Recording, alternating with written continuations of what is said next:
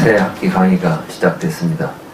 저희들 공부가 봄, 가을로 두 학기로 나누어서 진행을 하고 있기 때문에 지난 봄 학기 때 강의를 마치고 여름에 좀 쉬었다 다시 가을이 되어서 여러분들과 함께 다시 이렇게 공부하게 됐습니다. 그런데 이번 이제 가을 강의에는 또 새로운 도반들이 많이 오셔서 더욱 의미 있는 강의가 될 것 같습니다. 그래서 이제 오늘은 봄학기 때 우리가 공부했던 내용들을 다시 한번 간단하게 정리해서 복습을 하고 그리고 또 좀 남은 시간은 오늘 새로 오신 분들 또 오랜만에 보는 부부들하고 같이 인사를 나누는 그런 시간을 뒤에 좀 갖도록 하겠습니다. 이번 강의의 주제는 부처님께서 깨달은 연기법이 무엇인가, 이 주제를 가지고 저희들이 공부하고 있습니다.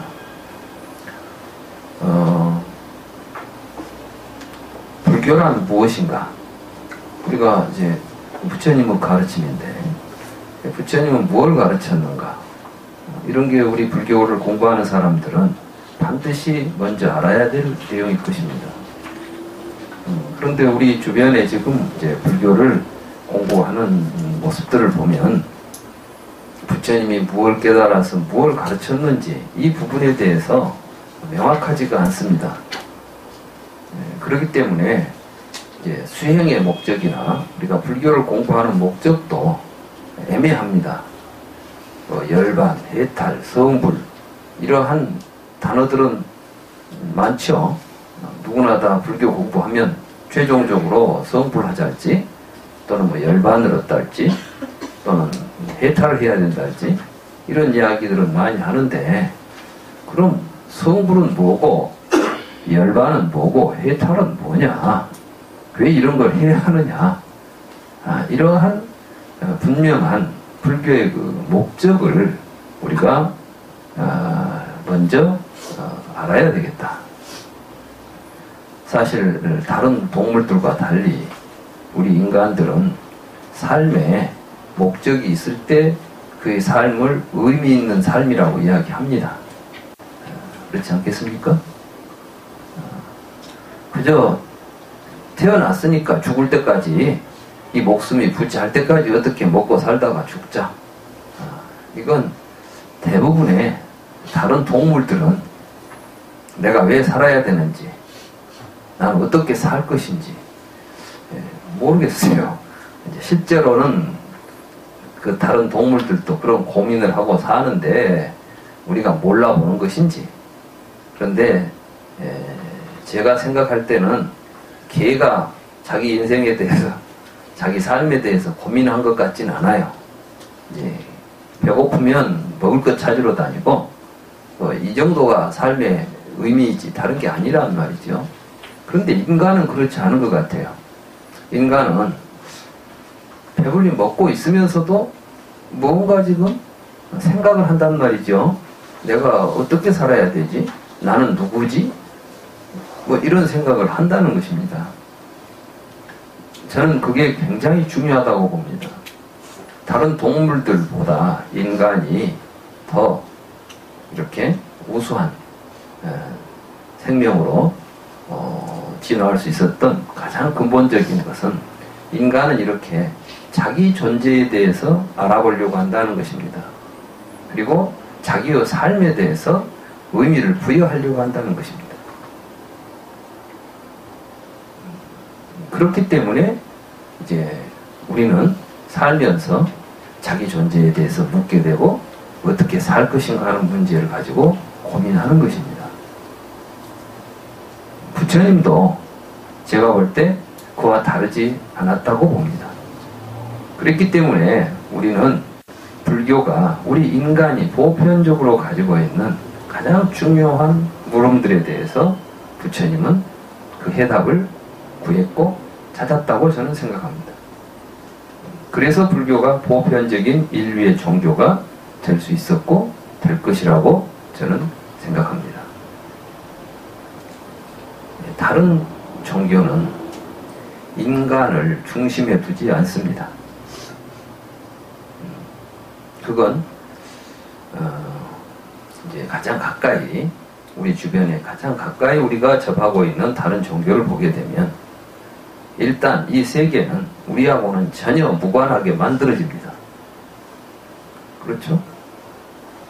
신이 이 세상을 창조할 때 인간을 위해서 창조한 세계가 아닙니다.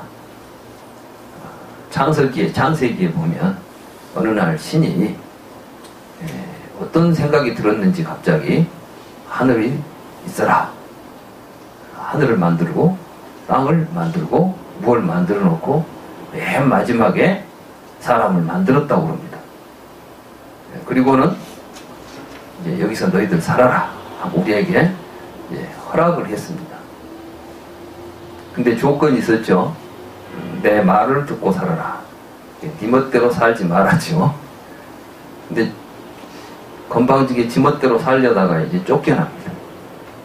그래가지고 고통을 받았으니 너희들은 다시 내가 주관하는 세상에 오려면은 이제 내 말을 또 잘 들어야 된다. 그래서 평생 삶이라는 게 신의 뜻을 알고 신의 뜻에 따르는 것이 우리 인생의 목적이라고 이야기합니다. 우리 인생이라는 게 과연 그래야 되는 것일까요? 또 그게 사실일까요?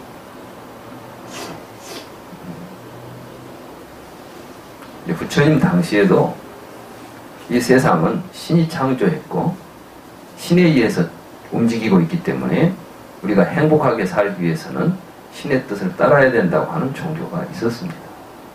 또 이러한 종교는 비단 기독교나 인도의 브라만교뿐만이 아니라 인류가 처음에 이제 우리의 삶에 대해서 고민하기 시작했을 때 제일 먼저 얻었던 해답이기도 합니다. 도대체 나는 어디서 왔을까? 이런 문제를 고민했을 때 뭔가 지고한 존재가 우리를 창조했을 것이다 라는 생각을 어느 지역에서나 했을 것입니다. 부처님도 그러한 역사적인 문화적인 풍토 속에서 살아가시는데 저는 부처님이 왜 출가해서 무엇을 깨달으려고 했을까? 이 점이 굉장히 궁금했습니다. 저는 이제 불교를 공부하면서 부처님은 도대체 왜 출가를 했을까? 저는 어려서 이제 불교를 처음 접했을 때 그 잘 나가는 환경에, 좋은 환경에서 우리는 누구나 다 어떻게 해서라도 지금 돈도 좀 벌고 명예도 좀 갖고 권력도 좀 가졌으면 좋겠다고 인생 목표를 거기에 두지 않습니까? 그런데 부처님은 태어나셨을 때 이미 그 모든 것들이 다 갖추어졌습니다. 신분이 왕자였고 또 경쟁자도 없는 태자였습니다. 왕권을 경쟁할 필요도 없었습니다.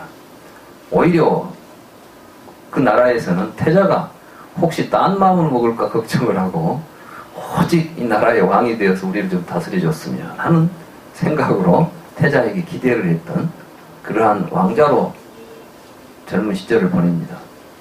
왜 이 사람이 갑자기 이 모든 걸 내던져 버리려고 했을까? 쉽게 이해가 됩니까? 그런데 이제 세속적인 해석들은 이런 게 있습니다. 나라가 너무 작아가지고 양이 차지 않았다는 거예요. 저는 이제 그런 해석을 하는, 그것도 이제 불교 학자들이 그렇다 해석도 합니다. 그걸 보면서 역시 사람은 자기 눈으로 보는구나. 지 생각대로 보는구나. 그건 부처님의 생각이 아닙니다. 그건 그 책을 쓴 사람 생각입니다. 아마 그 사람은 실제로 실달다 같은 위치에 있었다면 안 났을 겁니다. 작아도 그놈 붙잡고 있었지 그건 놀려고 생각조차 못했을 겁니다.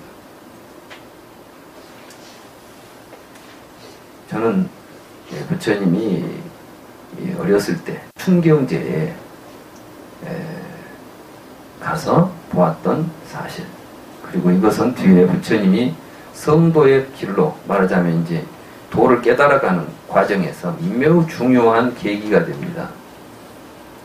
경에 보면 부처님께서 여러 스승들을 쫓아다니면서 진리를 구하다가 결국은 답이 없다는 것을 알게 됩니다. 그 누구도 진리를 알지 못하고 있구나. 그랬을 때 그럼 난 어디서부터 다시 시작해야 될까? 그때 어렸을 때 춘경제에 자기가 생각했던 걸 다시 상기합니다. 그게 경에서는 상당히 다른 모습으로 이렇게 이제 미화되어 있지만, 저는 그 점이 부처님의 깨달음의 내용과 매우 밀접한 관계가 있다, 이런 생각을 하게 됩니다. 그건 뭐냐 하면, 부처님은 춘경제에 가서 살아있는 것들의 삶 속에 내재해 있는 엄청난 모순과 갈등과 투쟁을 어려서 보게 됩니다. 여러분도 잘 아시다시피 춘경제에 따라갔다가 처음으로 궁궐 밖에 사는 삶을 보게 됩니다. 궁궐 안에서는 다 좋은 옷 입고 다 편안하게 지냈죠. 그런데 궁궐 밖에 가서 보니까 사람들 사는 게 그게 아니었어요. 첫째는 자기를 태우고 가는, 수레를 끌고 가는 마부를 보면서 나는 왜 이렇게 편히 앉아가는데 저 사람은 저렇게 땀을 뻘뻘 흘리면서 이 마차를 끌고 가야 하는가. 어린 시달다가 볼 때는 왜 같은 사람들이 같이 행복하게 살지 못하고 누구는 지배하고 누구는 복종하는 이런 차별적이고 불평등한 관계 속에서 사는 것이 어때서 정당한가, 이걸 어린 시달타가 고민합니다. 이런 사람에게 자기에게 주어진 권력들이 그게 마냥 좋기만 했겠습니까? 그리고 이제 행사장에 도착해서 행사하는 도중에 논을 갈고 이제 밭을 가는 그 현장에서 쟁기에, 보습에 몸이 상해서 튀어나오는 버러지들을 봅니다. 왜 인간은 지가 살려고 저것들을 저렇게 상해가면서 농사를 지어야만 우리는 먹고 사는 것인가? 그런데 다시 그 버러지들을 새가 쪼아먹습니다. 저 불쌍해서 저기 살아보려고 발버둥 치는 것을 또 먹어야 사는 것들도 있는 거야. 또 이걸 독수리가 채갑니다. 매가 와서 이제 그 새를 잡아갑니다.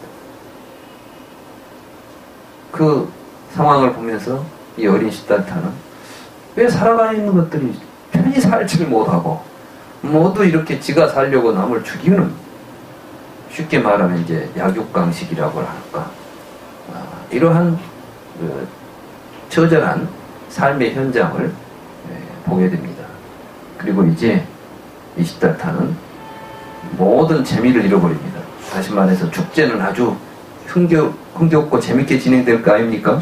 근데 이 어린 시달타는 그게 아무 흥미도 없었습니다. 그래서 조용히 논두룩에 앉아서, 그때 이제 나무가 하나 논두룩에 있었던가 봅니다. 그래서 그 나무 밑에 앉아가지고 도대체 왜 우리는 이렇게 살아야 되는가? 왜 모든 존재들이 다 행복하게 살기를 기원함에도 불구하고 삶 자체가 이렇게 행복한 구조가 아닌가? 그 원인은 무엇일까? 왜 우리는 이렇게 살아야만 하는가?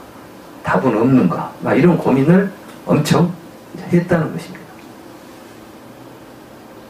그래서 해가 질 때까지 삼매에 들었다고 그래요. 삼매라는 게 말하자면 그 한 가지 생각에 몰두해서 시간 가는 줄을 몰랐던 것입니다. 그리고 이제 행사가 끝나서 궁궐로 돌아온 시달타는 마냥 아마 삶의 전체를 지배하고 있었던 것은 아마 그 생각이었을 것입니다. 이런 것들이 시달타로 하여금 마지막에 가서 출가까지 이제 끌고 간 원동력이 아니었는가, 저는 그렇게 봅니다. 많은 사람들은 경에 보면 사문유관이 나옵니다. 부처님께서 동서남북 네 곳에 문을 통해서 세상을 보시고 거기가 바로 생로병사의 고통이 있다는 것을 아시고 출가를 결심했다 이렇게 되어 있습니다. 근데 제가 보니까 청년 때 청년의 사문유관이 나오는데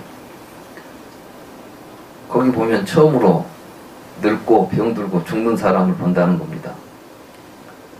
부처님은 태어날 때 이미 죽음을 봅니다. 부처님이 태어난 지 1년 만에 어머니가 돌아가신 분입니다. 그런데 세상에 죽음이 없을 거라고 생각했을 리가 없습니다. 아마 그것도 굉장히 중요한 시달다의 문제의식 속에 도대체 죽음이란 뭐냐? 왜 우리 어머니는 세상에 태어나가지고 내 1년 만에 돌아가시고 이거 없냐? 이런 죽음의 문제도 분명히 크게 자기가 삶 속에 극복해야 될 문제로 있었을 것이라고 짐작이 됩니다.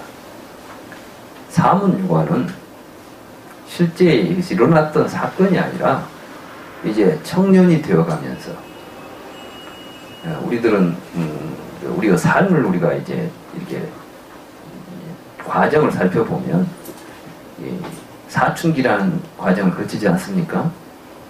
근데 이게 굉장히 중요합니다. 이 사춘기가 그 사람의 인생을 결정하죠. 사실은 사춘기 이전에 우리의 삶은 생물학적인 삶입니다. 인간의 아마 내가 볼 때 다른 동물들은 사춘기가 없을 것 같아요. 그건 뭘 보면 아냐면 다른 동물들은 성장해서 성체가 되지 않습니까? 그러면 멈춰버립니다. 쉽게 말하면 다른 동물들은 어려서는 우리 어린이들하고 비슷한 짓을 합니다. 얘들은 놀기 좋아하죠? 천방지축으로 뛰어다니면서 막 놀잖아요. 강아지 새끼들도 보면 강아지 새끼들은 막 천방지축 뛰어다니면서 놀죠? 돼지들도 그럽니다. 돼지도 보면 송아지도 그럽니다. 근데 그때 뭘 하냐면은 기본적으로 사는 법을 배우는 거예요. 얘들은 소꿉장난 좋아하죠? 얘들 놀리면 자기들끼리 앉아서 소꿉장난 하고 있어요. 이게 다 사람 사는 법 배우는 겁니다. 사실 인간에게 놀이라는 것은 학습의 근본입니다. 요즘 우리 애들 못 놀게 하니까 사람이 안 됩니다. 여러분들은 혹시 이제 자녀들이나 주변에 누구에게 교육을 할 때 노는 법을 잘 가르치십시오. 잘 놀아야만 공부도 잘하게 되고 또 인생도 잘 살게 됩니다. 못 놀게 하면 병 생깁니다. 요즘 학교에 왜 왕따들이 생기느냐? 못 놀게 하니까 생기는 병입니다. 놀이라는 것은, 학습이라고 하는 것은 혼자 사는 법을 가르치는 게 아닙니다. 놀이를 통해서 우리의 삶이 함께 어우러져 있다는 것을 배우게 됩니다. 놀이는 굉장히 중요한 것이죠. 그래서 애들을 못 놀게 하지 마시고 못 놀게 하는 곳에는 보내지를 마십시오. 내가 지난번에 여기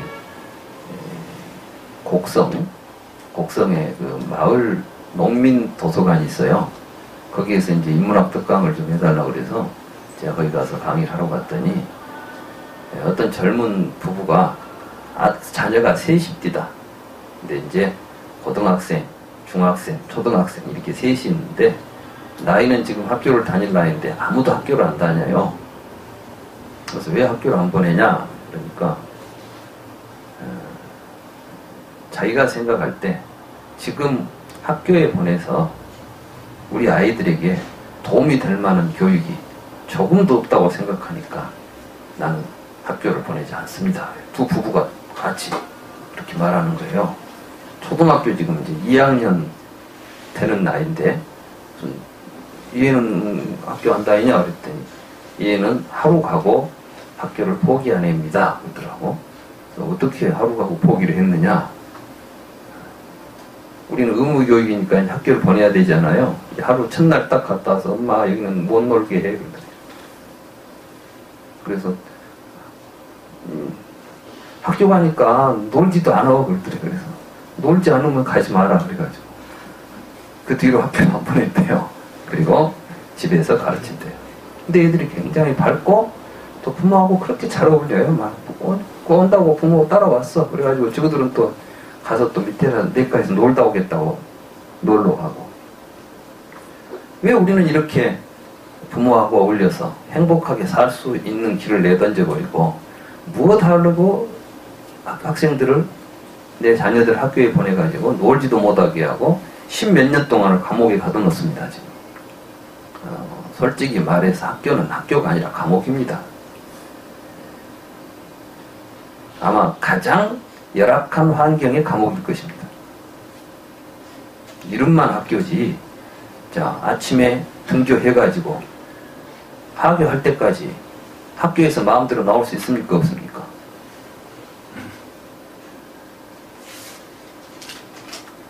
그 안에 들어가면 또 얼마나 많은 또 감방보다 더 무서운 집단적인 어떤 폭력들이 도사리고 있죠. 왜 이런 일이 벌어집니까? 왜 이런 데다 우리 애들을 갖다가 돈 줘가면서 보냅니까? 반성해야 됩니다. 분명히 생각을 해볼 문제들입니다. 아무튼 사춘기라고 하는 것은 애들이 자기 인생을 결정할 시기입니다. 다른 동물들은 그 시기가 없기 때문에 이제 성체가 되면 이제 배부르면 잠잡니다. 그러니까 많은 동물들이 시간의 대부분을 잠으로 소일합니다. 개가 배부르면 잠자죠. 그리고 이제 발정을 하면 본능적으로 섹스를 합니다. 그러니까 얘들에게는 내가 해야 되겠다, 누구하고 해야 되겠다 이런 결정이나 이런 게 없습니다. 그냥 보이면 어떤 본능에 의해서 행동이 옮겨지고 그러지 자기 판단이나 이런 게 없겠죠. 근데 사람은 그렇지 않단 말이에요. 그런 것들이 언제 만들어지냐 하면 바로 이 사춘기 때 묻기 시작합니다. 그러니까 자꾸 이제 문제가 생기죠. 그건 뭐냐면 자기 정체성을 만들려고 하는 시기인데 이 시기에 우리는 이제 공부해야지 딴 생각하지 말라 해가지고 그걸 죽여버립니다. 그러니까 평생 지 인생이 안 되고 이상한 인종들이 되어 있습니다. 현대 지금 현대인들의 그 인간의 문제는 이건 사실은 인간의 보편적인 문제가 아닙니다. 그럼 이걸 어디서 이런 식의 지금 인간이 만들어지는 교육이나 사상이 시작된 것 같습니다. 제가 철학적으로 살펴본 바에 의하면 서양 근세입니다. 우리가 지금 굉장히 열심히 배우고 우리 지금 사회를 지배하고 있는 사상은 서양의 근대 철학가들이 만드는 사상이죠. 베이컨, 데카르트, 칸트 뭐 이런 사람들. 그래서 지금도 학교의 철학과에서는 그 사람들이 철학과의 교주가 돼가지고 그 철학을 통해서 공부를 합니다. 또 그것에 의해서 지금 우리 현대 사회가 만들어지고 움직이고 있습니다.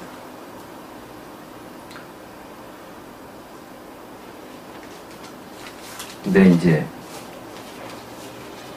부처님은 바로 그 사춘기의 시기에 도대체 왜 우리는 늙고 죽어가는 문제들, 이 문제들이 개인의 문제가 아니라 보편적인 우리의 삶의 내재에 있는 모순의 구조라는 것을 깨닫게 됩니다.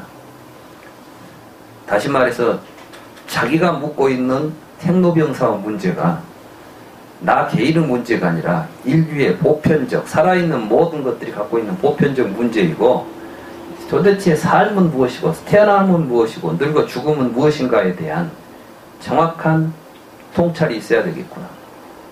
문이라는 것은 밖으로 나가는 통로지요. 그렇지 않습니까? 근데 사람들은 전부 기본적으로는 자기 세계에 일단은 갇혀 있습니다. 이게 열리는 시기가 사춘기입니다. 그러니까 이제 바깥 세상으로 나가려고 하니까 나는 어디 있어야 되고 나는 무엇이 돼야 되고 이런 것들이 고민이 되고 이 문제들에 대해서 생각하게 되는 거죠. 그 사춘기 때 나는 시달타에게 중요한 문제가 바로 인간의 보편적인 문제들이 시달타에게 중요한 문제로 다가섰고, 그것은 처음 우리가 생각했던, 시달타가 생각했던 충경지에서 보았던 문제와 결코 무관하지 않다는 것을 우리는 알 수 있습니다. 사람은 태어나서 늙고 병들어 죽는 가운데 서로 경쟁하고 투쟁하고 살아야 한다. 그렇다면 이 삶의 근본 구조, 본질 이런 것들에 대한 이해가 없다면 이 문제는 해결이 안 되겠구나. 그게 부처님이 말씀하신 생사 문제입니다. 근데 많은 사람들이 불교의 생사 문제를 그 안 죽고 영생하는 어떤 해답을 찾는 걸로 착각하는 경우가 있습니다. 심지어는 요즘 보니까 요즘 무아와 윤회에 대한 주제가 아주 불교 학계에서 뜨거운 주제가 되어 있어요.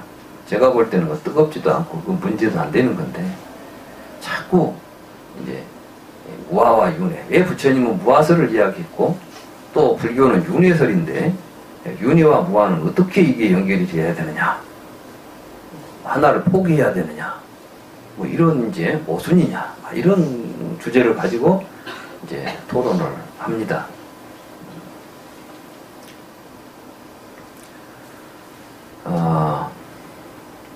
그게 이제 부처님께서 생사 문제를 해결하면 불경에는 이런 표현들이 나오죠. 아라한은 이제 더 이상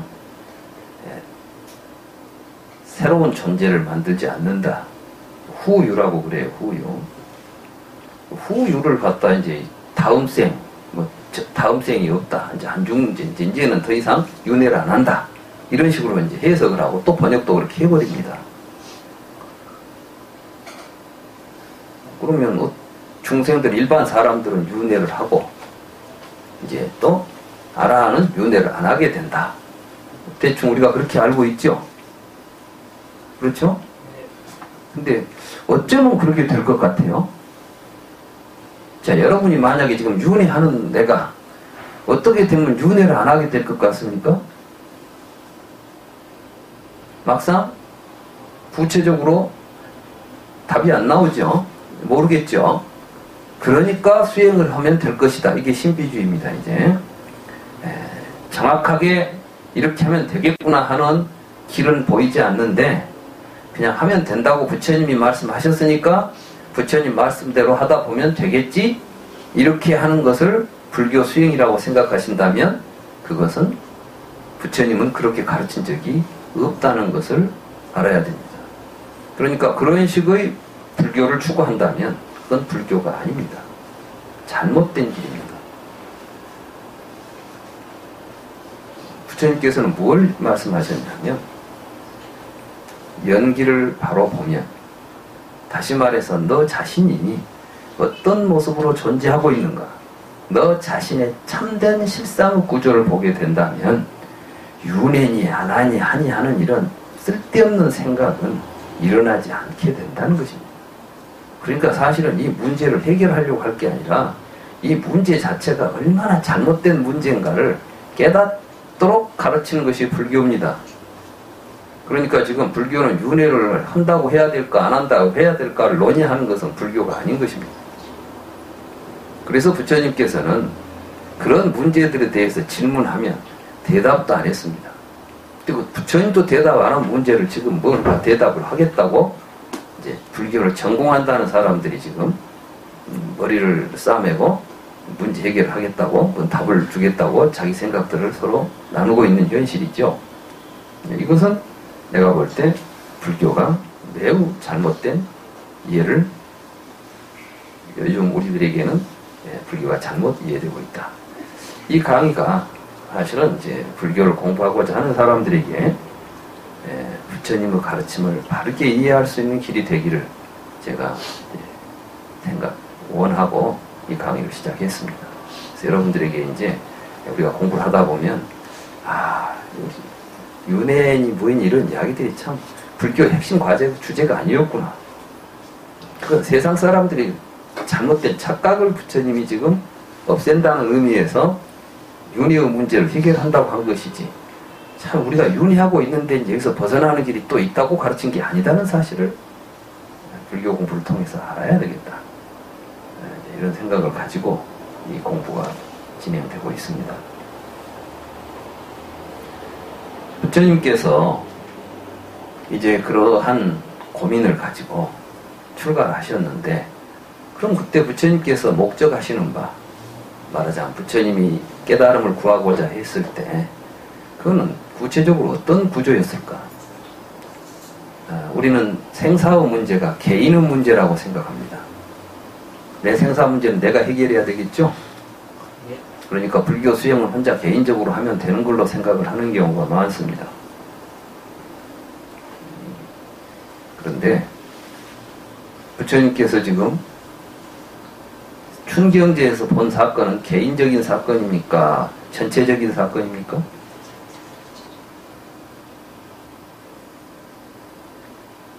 보편적인. 전체적인 사건이죠? 다시 말해서 살아있는 모든 생명체들이 서로 관계를 맺고 있기 때문에 나타난 사건이죠? 그렇지 않습니까? 그러면 여러분들의 삶이라는 것은 개인적으로 가능합니까? 관계 속에서만 가능합니까? 서양 철학에서, 서양 근세 철학에서 인간을 개인이라고 표현합니다. 개인이라는 말을 쓰게 돼요. 개인. 개인은 뭐냐면 다른 존재와 상관없이 스스로 존재하는 인간이에요. 그런데 그 개인이 각자 지 속에 하나씩 뭘 갖고 있습니다. 뭘 갖고 있을 것 같아요? 서양 근세에서, 서양 철학에서 인간을 개인주의라고 했을 때 그 인간이라고 하는 것의 가장 중요한 본성을 뭘로 보신 것 같아요? 이성. 아닙니다. 네. 그것은 철학자들이 철학적으로 인간을 분석한다고 하면서 이제 진리의 문제를 언급할 때 뭐 이성주의가 나옵니다. 근데 그 이성에 앞서서 인간은 욕망의 주체입니다. 지금 우리들이 인권이라는 말을 씁니다. 그렇죠? 인권이라는 말의 가장 핵심은 뭐냐면 모든 인간은 자기 욕구를 자기가 추구할 권리가 보편적으로 다 갖추어져 있다는 말입니다. 그러니까 이 사회는 모든 인간들이 자기 개인의 욕구를 충족시키기 위한 것이 개인적 삶의 목적입니다. 그리고 그걸 충족시키기 위해서 필요한 것이 힘입니다. 요즘 우리 학교에서 교육의 목적이 자아 실현입니다. 그렇죠? 그 실현해야 될 자아가 뭐겠어요? 이성입니까? 아니에요. 욕구입니다. 자기 욕망을 실현하도록 가르친다는 겁니다. 그럼 그걸 가르치니까 뭐가 됩니까? 그러니까 이제 학교에서 공부를 하면은 자기 욕심을 충족시킬 힘을 얻게 되죠. 성적이 좋아야 좋은 직업을 가지고, 그리고 우리 현대인들에게는 자기 욕구를 충족시켜 줄 수 있는 게 가장 뚜렷한 형태로 드러나는 게 뭡니까? 돈이잖아요. 그러니까 학교에서 교육의 목적은 돈을 잘 벌게 해주는 것이에요. 그러니까 요즘 학교에서 취업률이 학교의 질을, 학교가 우수한 학교냐, 이걸 결정하는 기준이 됩니다. 그래서 지금 대학 평가에서 가장 중요한 게 취업률입니다. 우리는 왜 이런 일이 벌어지고 있는가를 아무 반성 없이 바라봅니다. 현실이라고 그냥 봐버립니다. 그러나 그 이면에는 이렇게 오래전부터, 지금부터 약 400년 전에 서양에서 시작된 철학적이고 학문적인 토대들이 오늘의 현실까지 발전해 온 것입니다. 그게 개인주의입니다. 그래서 이 개인주의는 어디에서 그럼 발원하느냐?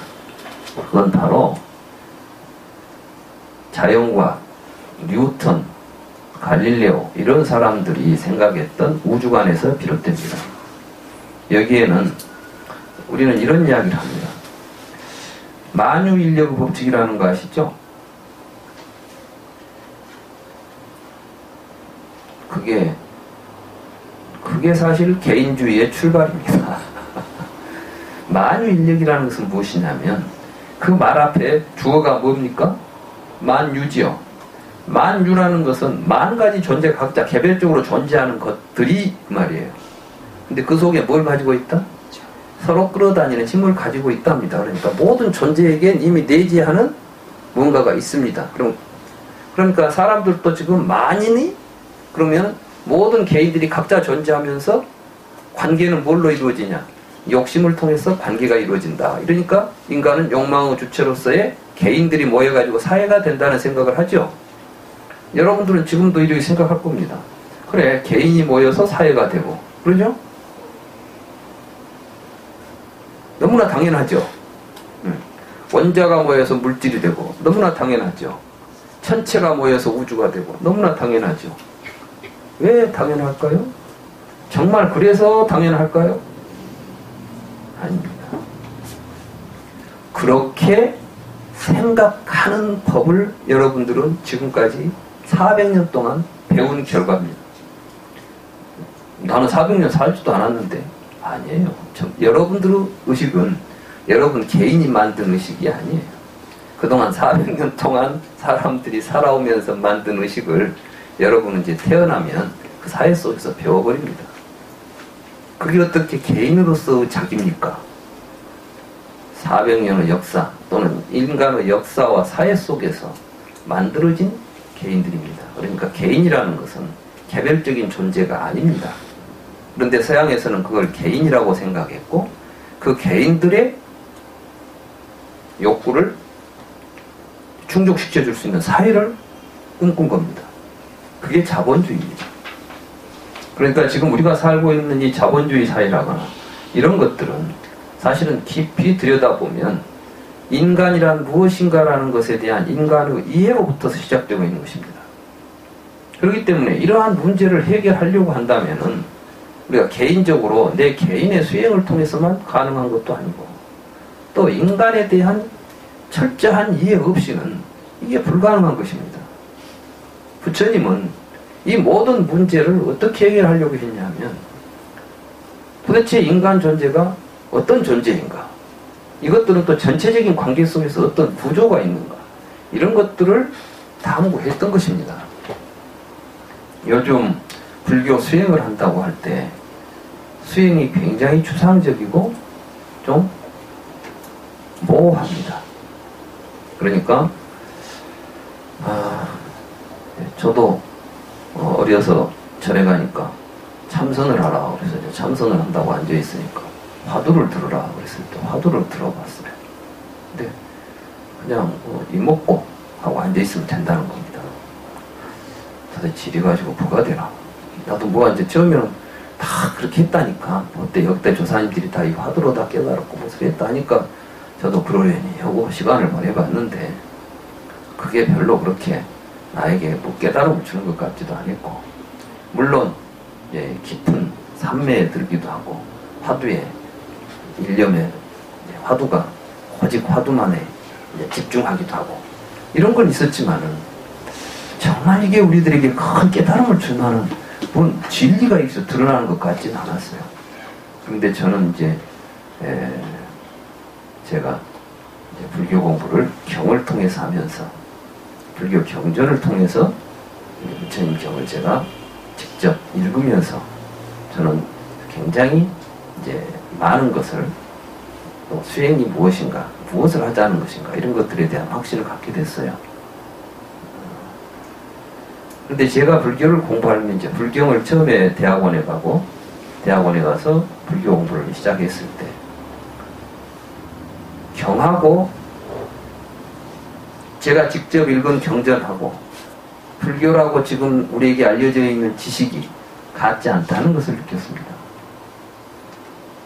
예를 들자면 부처님께서 세상은 영원하냐 영원하지 않냐 깨달은 부처님이 돌아가신 뒤에도 계속 살아야 다음 세상에 가서 안 죽고 계속 살 것이냐 아니면 없어져 버릴 것이냐 이런 문제들에 대해서 질문을 하면 부처님이 대답을 하지 않습니다.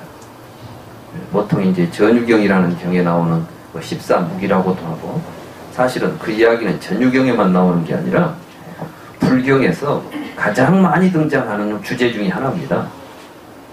대표적으로 전유경이 있을 뿐이지 왜 불경에서는 이 문제가 이렇게도 자주 중요한 문제로 대두되고 있고 왜 부처님은 그때마다 나는 이건 대답하지 않는다고 하면서 굉장히 중요한 설법들을 많이 하고 있는데 그런데 그걸 설명한 불교 해설서나 학자들의 이야기를 보면 납득이 안 가는 거예요. 말하자면 부처님은 그런 문제는 물어봐야 알 수 없는 문제, 그러니까 불가지론으로 이제 생각합니다. 다시 말해서 부처님은 형이상학적인 문제는 우리들이 알 수 없으니까 그런 문제는 제쳐두고 현실에서 우리가 어떻게 하면 고통을 버리고 살 것인가 이런 문제들에 대해서 답을 줬다. 그러니까 부처님은 형이상학자가 아니고 윤리적인 교사다. 그러니까 부처님을 통해서 가르침을 받고 행복한 삶을 살면 되지 이것저것 하려고 하지 마라. 그런 거 알려고 하면 공부에 방해가 된다. 또 이 정도 이야기를 하거나 또는 이제 어떤 사람은 그것은 깨달아야 하는 것이니까 스스로 깨닫도록 하기 위해서 대답을 안 해줬달지 그건 부처님이 하신 말씀하고는 전혀 다른 개인적인 견해입니다. 지금 우리 불교는 개인적인 자기 견해를 가지고 불교라고 하는 내용들이 너무나 범람하고 있습니다. 그러니까 견해가 다르다 보니까 사람마다 이야기를 다르게 하죠. 그러니까 여러분들이 이제 어디 가서 법문을 들으면은 이 양반은 이 이야기하고 저 양반은 저 이야기하고 근데 다 부처님이 말씀이래요. 불교래요. 얼마나 답답합니까? 저는 이제 제 자신이 그런 걸 많이 느꼈습니다. 그래서 부처님 말씀을 부처님 말씀으로 이해하자. 그래서 저는 이제 다른 건 이제 해설서라거나 뭐 논설하거나 이런 걸 이제 전부 배제하고 오직 불경의 말씀만을 한번 보자. 근데 불경이라는 게 한두 권이 아니지 않습니까? 그래서 제가 이제 불경을 공부해 보니까 하나의 의심을 가지고 문제를 이야기하면 그 문제에 대한 답이 또 다른 경에 나와요. 그래서 부처님은 말씀이 무언가 지금 큰 틀의 문제를 거론하고 있으면서 어디서 출발하든지 간에 그 의심을 가지고 정당하게 부처님에게 물으면 부처님은 그 답을 다 하고 계시더라는 거예요. 그걸 이걸저걸 다 정리해 보니까 엄청난 큰 시스템을 가지고 있어요. 부처님 가르침 전체가. 제가 이제 박사 논문으로 쓴 게 바로 아함의 중도체계다 하는 논문이 그렇게 해서 써진 책입니다. 제가 이제 불교 공부를 하면서 정말 제가 물었어요. 왜 부처님은 이 문제에 대답을 하지 않습니까? 이제 궁금하죠? 세상이 영원하든지 영원하지 않든지 둘 중에 하나일 텐데 알았다면 말을 해야지 모르면 모른다고 하지 아예 대답을 안 해버리는 것은 뭐 하는 짓이요? 나는 부처님은 아마 그 문제가 몰랐으면 나는 모른다고 대답했을 거예요. 부처님 거짓말하지 말라 했으니까. 또 그 문제에 대해서 관심이 없었다면 나는 그 문제에서 관심이 없다고 이야기했을 거예요. 말하자면 그 문제를 설명해주는 어떤 다른 사람의 이야기가 아니고 부처님이 직접 하셨을 거라고 그 정도라면. 그런데 부처님은 그 말을 할 때 이런 이야기를 합니다. 이것은 아르타에 상응하지 않는다. 이것은 아빈야에 상응하지 않는다. 이것은 열반으로 가는 길이 아니다. 그래서 이것은 우리들에게 의에 상응하지 않고 아니다. 아르타에 상응하지 않는다. 다르마에 상응하지 않는다. 열반으로 가지 않는다. 그래서 이것은 아르타에 상응하지 않기 때문에 아빈야에 상응하지 않는다. 아빈야, 우리가 이제 지혜에 상응하지 않는다. 또 이것은 다르마에 상응하지 않기 때문에 우리에게 또 이것은 열반으로 가지 않는다. 이런 식의 이제 표현을 합니다. 이걸 보면서 부처님은 분명히 자기가 왜 이것에 대해서 대답하지 않는가 하는 이유를 대답했는데 왜 이것을 설명하는 사람들은 부처님의 말씀은 제껴버리고 자기 생각으로 또 설명을 해내냐는 겁니다.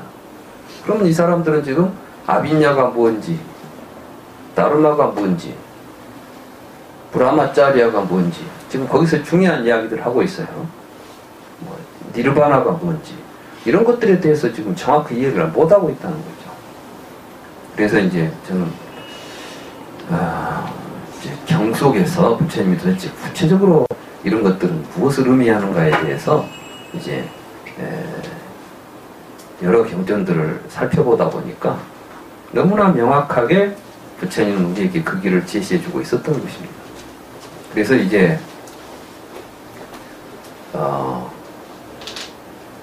그 부처님의 그 이제 가르침에 의해서 보게 되면 부처님께서는 우리들에게 이제 수행의 길로서, 그러니까 이러한 것들을 여실하게 깨달아서 볼 수 있는 것들을 수행이라고 가르쳤습니다. 그리고 이제 선정의 구조로 말한다면 구차재정이라는 단계적 선정을 통해서 우리는 부처님이 처음 그 대답하지 않았던 문제들이 왜 그 문제는 대답해서는 안 되는 문제인가? 왜 우리는 그따위 되지도 않은 질문을 하게 되는가? 사실 그 질문 자체는 여러분들이 볼 때는 세계는 영원하냐 영원하지 않냐 이거 굉장히 중요한 질문 같죠? 꼭 답이 있을 것 같지 않습니까? 그런데 진실의 입장에서 보면 그것은 얼척없는 질문, 어처구니 없는 질문이에요. 말이 안 되는 말이에요. 우리는 근데 말이 안 되는 말을 매우 중요한 의미가 있는 것처럼 생각하고 있습니다. 그럼 왜 우리는 그런 걸 그렇게 중요한 의미라고 생각할 수밖에 없었을까? 이런 것까지 부처님이 지금 말씀하시는 게 불교 교리들입니다.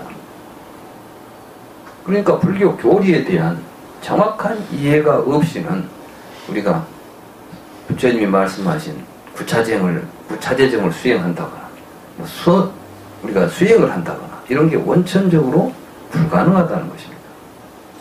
그리고 그것을 올바로 볼 수 있는 길을 부처님께서는 중도라고 말했습니다. 이 중도는 뭐냐 하면은 우리들이 세상을 이해하고 판단하는 모든 우리들의 사유 구조를 부정하는 것입니다. 우리는 1차적으로 모든 사물을 이해하려고 할 때 있는 것과 없는 것으로 나누어서 세상을 보기 시작합니다. 그렇습니까? 안 그렇습니까? 그게 뭔가를 우리가 이해하기 위해서는 세상을 여러분들이 나누면 있는 것하고 없는 것으로 나눌 수 있겠죠? 그렇잖아요? 네. 있기 아니면 없기잖아요. 여러분들은 항상 뭘 물으면은 둘 중에 하나를 선택하라고 강요하죠. 학교에서 시험 보는 모든 문제가 그래서 사지선당이 나오는 겁니다. 이 중에 하나는 답이니까 하나만 선택해야 돼. 둘 이상 선택하면 안 되죠. 왜 우리는 그러한 사고를 해야만 하죠? 아직 반성 안 해봤죠? 당연히 그렇게 해야 되는 걸로만 알았지. 왜 우리가 그렇게 생각해야 되지는 생각 안 해본 거예요. 부처님은 왜 우리가 그 둘 중에 하나라고 하는 것을 꼭 선택만 해야 되지? 왜 우리는 이렇게 꼭 하나만 선택해야 될 것처럼 생각하지? 이런 문제를 부처님이 생각한 거예요. 그러니까 우리가 생각의 토대를 부처님은 다시 묻고 답을 구한 겁니다. 그리고 결과가 뭐였냐면 우리들이 지금 생각하고 있는 사유의 구조에 그 원천적인 있냐 없냐 이런 생각하는 것을 부처님이 무명이라고 한 거예요. 그러니까 그 무명으로부터 벗어난다면 그 생각 자체가 일어나지도 않을 뿐만 아니라 그런 생각하면 애들 장난처럼 보인다는 거예요. 얼마 전이 아닙니다. 지금부터 꽤 오래됐네요. 제가 이제 어린이 법회를 한 적이 있어요. 어린이 법회 이제 지도를 하는데 동네 꼬마들이 이제 데려다가 이제 부처님 이야기하고 같이 놀았죠. 근데 어느 날 법사님 왜? 그러니까 아니 학교에 가니까 교회 다니는 애들이 예수님이 부처님보다 더 힘이 세다네요. 그러는 거예요. 왜? 그러니까 아니요. 교회 다니는 애들은요. 예수님은 부활을 했는데 부처님은 죽었다. 그러니까 예수님이 더 힘이 세고 그러니까 예수님을 믿어야지 왜 부처님 믿냐 이렇게 말한다는 겁니다. 제가 뭐라고 대답해야 되겠어요? 예수님이 더 힘이 셀까요? 부처님이 더 힘이 셀까요? 그게 지금 질문이 되는 질문입니까? 안 되는 질문입니까? 예? 말이 안 되죠. 그러나 또 애들은 물었어요. 그럼 내가 뭐라고 대답을 해줘야 되잖아요. 애들 수준에 맞게 대답해 줄 수 있어요. 근데 그 문제가 진짜 어떤 답이라고 생각하고 그 문제의 답을 내가 막 연구해보고 구해야 될 내용은 아니죠. 사실은 세계는 영원하냐 영원하지 않냐 이런 문제는 그런 문제나 다를 바 없는 문제들입니다. 이걸 보고 불교에서는 희론이라고 그럽니다. 희론. 희론이라는 말이 초기 불교 부처님 경전부터 굉장히 중요하게 나와요. 근데 그걸 굉장히 중요하게 인식한 분이 용수보살입니다. 그래서 용수보살은 부처님은 희론을 멸하신 분이다. 말도 안 되는 소리 하지 않도록 우리에게 가르치신 분이다. 이렇게 불교를 전체적으로 희론의 정멸로 인식한 분이 용수고 그 이야기를 중론에서 쓴 겁니다.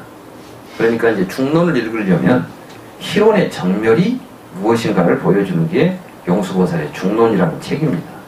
그러니까 또 중론이라는 책을 읽으면서 희론이 뭔지, 희론을 어떻게 멸하자고 하는 것인지에 대한 문제의식 없이 중론을 읽어버리면 중론은 또 의미가 이해가 되지도 않은 책입니다. 그 책이. 그러니까 우리가 중론이라는 책을 막 강의도 많이 하고 책도 많이 나와 있지만 막상 읽어보면 무슨 말인지 아는 사람 별로 없을 거예요. 왜? 이 중론이 의도하는 것을 정확하게 알지 못하고 책을 읽어서는 그 책의 의미가 드러날 수가 없는 것입니다. 원천적으로. 글자가 써졌다고 해서 똑같이 글자를 읽어내는 것은 아닙니다. 아까 이야기했듯이 부처님께서 파악한 인간은 개인적이지도 않고 개체적이지도 않습니다. 이것은 연기한 구조에 있습니다. 우리가 지금 개체로 봤을 때 모든 존재들은 갈등과 투쟁의 구조를 갖게 됩니다. 연기의 구조를 갖게 되면은 아무것도 서로 같이 투쟁할 수도 없고 갈등을 겪을 수도 없습니다. 함께 어우러지니까 공존할 수밖에 없는 것입니다.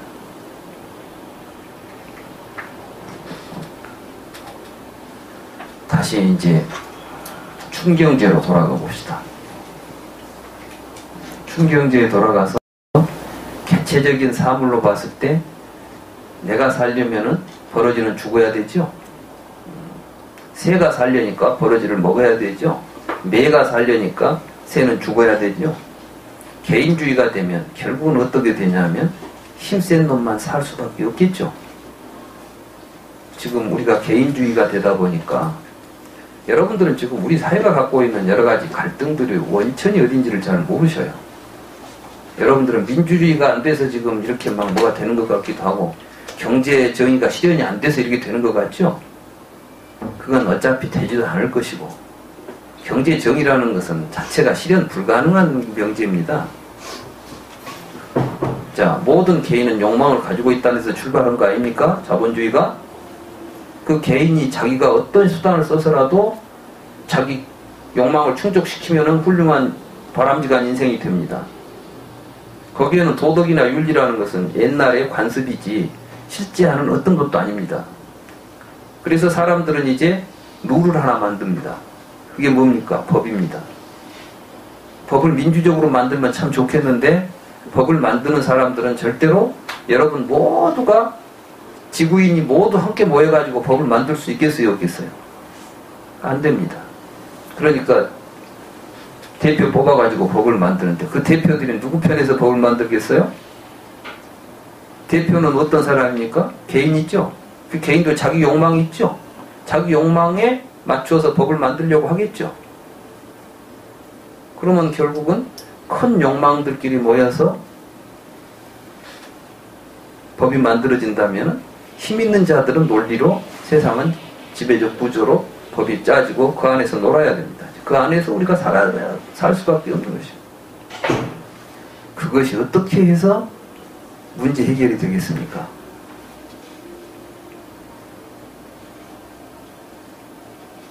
그건 결국 이 문제는 부처님은 이 문제를 무지로부터 벗어나야 된다. 다시 말해서 인간을 개인으로 이해하면은 말하자면 제 아무리 이제 아까 그 춘경제의 사건을 놓고 우리가 해결책을 찾아봅시다. 춘경제에서 자 그러면 어떻게 하면 가장 바람직한 사회가 될까? 그럴 때 이제 가장 최상위에 있는 힘 있는 자가 적당하게 하도록 조절해 주는 거예요. 통치를 하는 겁니다. 말하자면 사람이 가장 상위에 있죠. 그렇다면 사람이 적당하게 야 저 너무 저 뭘 많이 먹는데 저 못 잡아먹게 좀 규제하자. 그러니까 뭐 아주 못 먹기는 할 수 없고 적당하게 먹도록 해주는 법을 만든다거나 이렇게 해가지고 뭐 해결하려고 하는 방법들이 지금까지 인류가 찾아온 해결책이었습니다. 그랬죠? 근데 이제 제가 보니까 부처님은 이제 그런 식의 해결책을 찾는 게 아니고 그 관계 자체를 정확하게 바라보는 데서 찾으려고 해요. 그게 뭐였냐면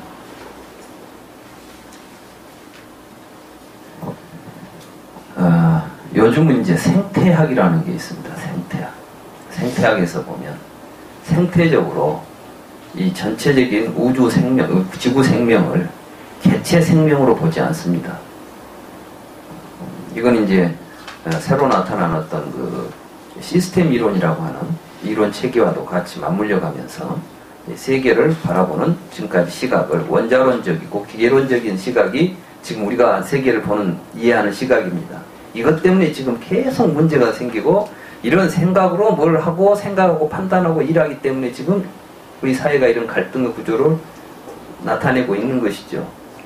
그러니까 빨리 이것을 극복해야 됩니다.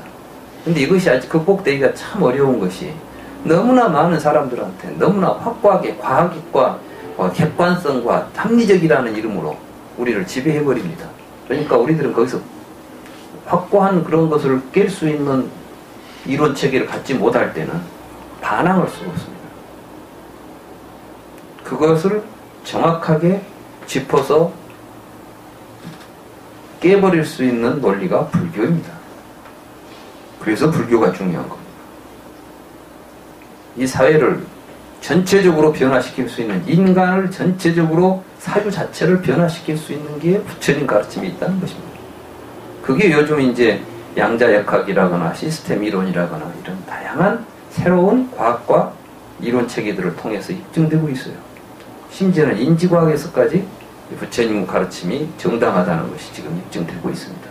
저는 이제 그런 데 관심이 많아서 제가 이제 불교와 양자역학이라는 책도 번역했고, 또 불교와 일반 시스템 이론이라는 책도 번역했고, 또 제 제자들 가운데는 이제 요즘에 인지과학과 불교라는 주제를 가지고 또 연구하는 학생들을 제가 지도하고 있습니다. 불교는 2600년 전에 일어났던 쾌묵은 사상이 아니라 지금 이 시대, 아니 언제든지 인류가 번영하려고 한다면은 반드시 배우고 익혀야 될, 그리고 깨달아야 될 진리인 것입니다.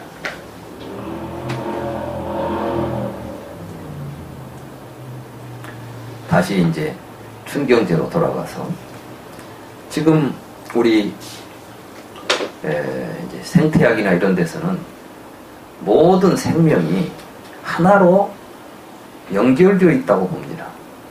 그 그림이 바로 이 책의 표지 그림입니다. 이 표지에 보면 하나의 거대한 나무가 있죠? 있습니까? 그 나무에 보면 막 무엇이 다 어디 붙어 있죠? 하물며 그 호랑이는 저 나무 저 제일 꼭대기에 앉아 있습니다. 왜 호랑이가 저 제일 나무 꼭대기에 있겠어요? 저놈이 먹이사슬에 제 상위층에 있거든.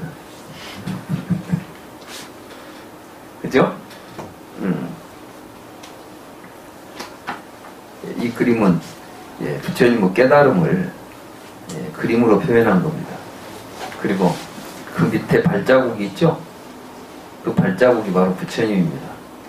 그걸 깨달은 사람은, 그 깨달은 사람은 자기를 발자국으로 표현합니다. 발자국으로 표현한다는 것은 행동으로 표현하는 것이죠. 삶으로 표현하는 것이죠. 그러니까 부처님은 형상을 가진 게 부처님이 아니라 부처님은 삶이 부처님입니다. 그러니까 여러분도 부처님처럼 삶은 부처님 되는 것이지 부처님 모양을 닮아갖고 부처님 되는 거 아닙니다. 금강경에 그 이야기를 하죠. 약견 재상 비상이면 즉견열이니라. 그 말이 무슨 말인지 잘 모르실 거예요. 그 말은 뭐냐면 부처님을 형상으로 보지 말고 부처님을 삶으로 본다면 그가 뭐 제대로 부처를 본 것이다 이 말이에요. 근데 삶이라는 의미는 쏙 빼버리고 그냥 형상만 이야기해 주니까 그 말이 뭔 말인고 이해가 잘 안 될 뿐이지.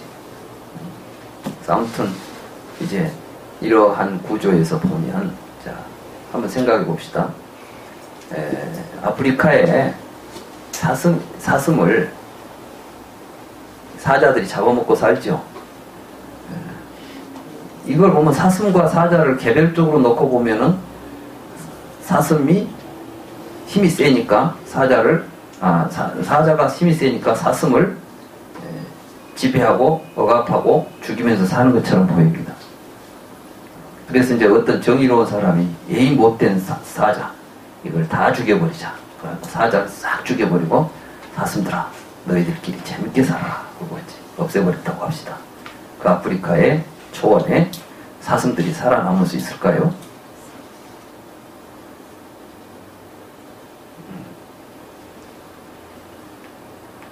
사슴은 천적이 없으면 천정부지로 새끼를 낳을 겁니다.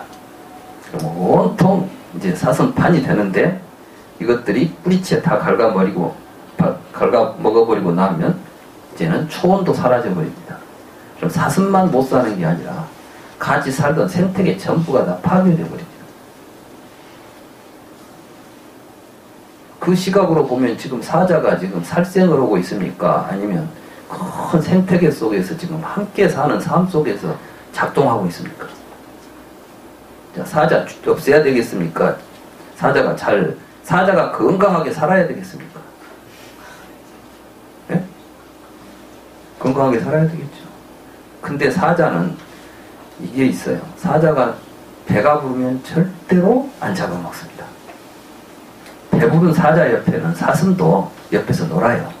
이게 이제 아프리카에 보면 사자를 보고 으이 뜨겁다고 도망 안 갑니다. 이건 사자가 옆에 있어도 옆에 가서 적당한 거리 두고는 풀을 먹습니다. 눈치를 싹 봅니다. 저기 배가 고픈가 고픈가. 근데 눈빛이 이상하고 저게 지금 이제는 먹으려고 달라들겠다 싶으면 피하기 시작하지. 그러죠?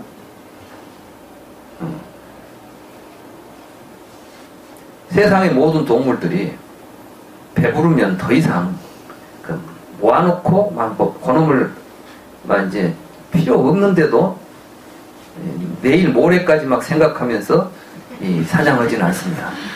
지금 사슴떼가 많이 있습니다. 사자가 딱 보니까 오늘 아니면 안 되겠다 싶어가지고 그 사슴들을 몽땅 잡아서 이제 놔두고 평생 먹겠다 이러진 않죠. 사람만 그 짓을 해요. 그러니까 사람이 가장 영리한 것 같은데 사람이 가장 미련한 짓을 하는 거예요. 부처님께서 소유하지 말라, 욕심내지 말라는 것은 먹지도 말고 갖지도 말라는 게 아니라 배부르면 참으라 그 말이야.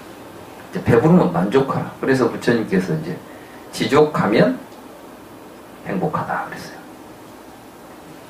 지금 우리 현대인들이 새끼 밥을 못 먹어서 지금 갈등을 겪고 있는 사람은 별로 없을 거예요. 그렇죠? 오래전부터 우리 10년, 20년, 30년 전보다는 다 잘 먹고 삽니다. 그런데도 불구하고 불만을 가지고 삽니다. 지족을 모르기 때문에 그런 것입니다. 그래서 이제 부처님은 연기한다는 것은 무엇이었냐면 어떤 하나의 존재는 그것이 스스로 존재하는 것이 아니라 그 위에 다른 것으로 인해서만 존재한다. 그리고 그것과 관계가 어떤 것과 특별한 다른 관계가 있는 것이 아니라 관계 맺지 않는 것이 하나도 없다는 거예요. 우리가 연기라는 말을 이제 부처님이 사용하신 언어를 분석해 보면 나옵니다. 저는 부처님께서 얼마나 언어를 정확하게 사용하고 놀랍도록 정확하고 분석적인 의미로 언어를 사용하고 있는가. 언어 사용에 아마 부처님보다 더 뛰어난 언어를 구사하는 능력을 가진 어떤 사람도 아직 저는 본 적이 없어요. 물론 제가 공부를 적게 해서 다 못 봤겠지만 우선 연기라는 말을 한번 생각해 봅시다. 연기.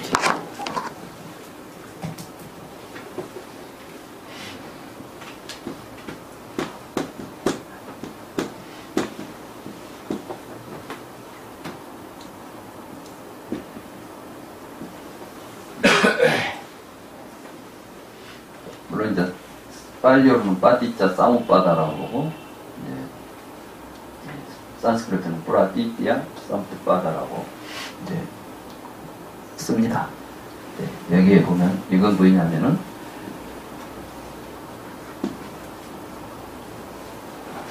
무엇이 이제 혼자 나타날 수가 없습니다. 이게 무엇인가 옆에서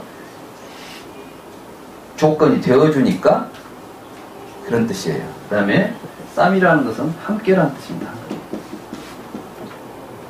웃바다라는 것은 위로 올라온다는 뜻이니까 나타난다라고 우리가 번역할 수가 있어요.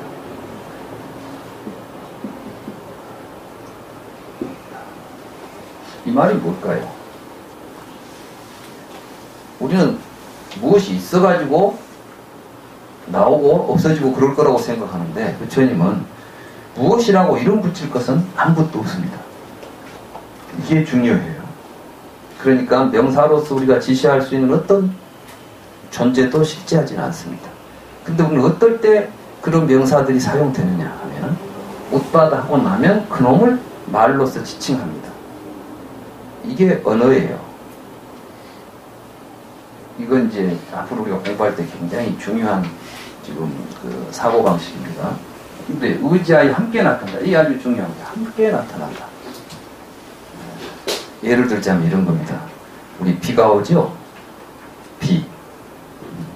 우리는 비가 내린다. 이렇게 말할 때 비가 있어가지고 내려오는 것처럼 이야기합니다. 비가 내린다는 것은 비가 하늘에서 내려오고 있잖아요. 여러분들은 그렇게 보지 않습니까? 근데 정말 하늘에서 비가 내리기 전부터 빕니까?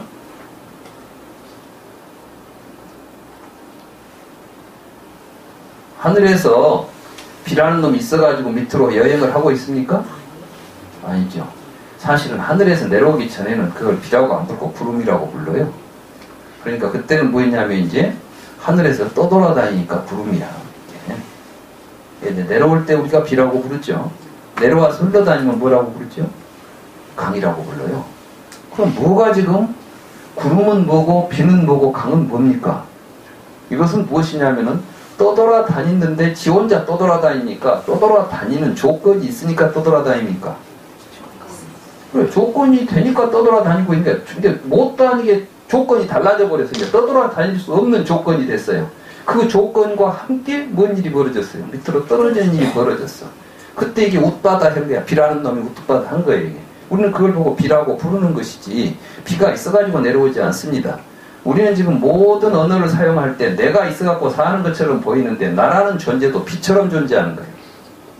그리고 여러분들이 어떤 일을 할 때는 여러분 혼자 개인적인 생각만 가지고 거기서 어떤 행동 주체가 나온 게 아니라 주변 어떤 환경이 여러분들로 하여금 어떤 행동을 하도록 선택하도록 지금 뭔가 조건이 주어집니다. 화를 낸다는 것이 공연히 혼자 막 화를 내야 되겠다 해서 화가 납니까? 화날 일이 벌어지니까 화를 내죠. 그게 지금 내 혼자에서 일어난 뭐 일입니까? 전체적인 구조에서 일어나는 일입니까? 근데 어떻게 개인적인 욕망이 몸 안에가 있겠어요? 욕망도 더불어서 나타나겠습니까? 그죠? 인간을 개인으로 본다는 것 자체가 망상들입니다. 요즘은 근데 개인주의를 워낙 심하게 가르치고 학교 가면 개인주의부터 가르쳐 놓으니까 배우면 배울수록 사람이 못돼져요. 요즘 교육은 그러니까 혹시 이제 며느리를 얻더라도 많이 배운 며느리는 얻지 마세요. 분명히 많이 배운 며느리는 많은 문제를 가지고 옵니다. 거짓말 같아요?